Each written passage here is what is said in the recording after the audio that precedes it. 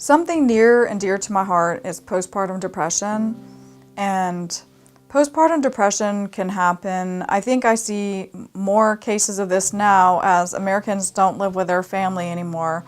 Women and young mothers and fathers are not living near support structures. So then they have a pregnancy, they have a lot of problems during their pregnancy, then they have a lot of postpartum complications, then they're responsible for this new life, plus their hormones are changing, and then I see lots of forms of postpartum depression. It's very near and dear to my heart to help women with postpartum depression, and I think as a society we need to come up with an action plan.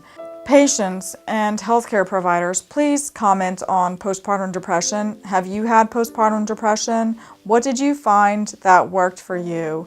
Do you think that communities and society as a whole needs to come up with a plan to help postpartum depression?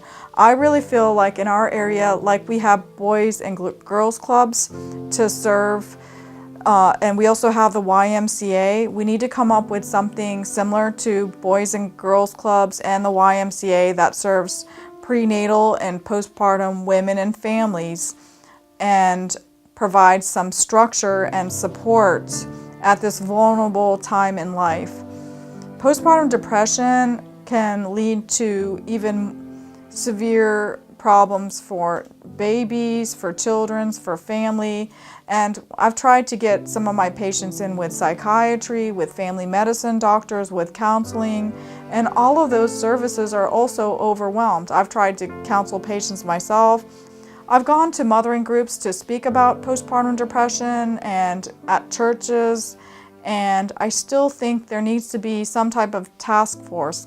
What are your thoughts and what are your ideas? We can build a better world together if we group together and people who want to make a change.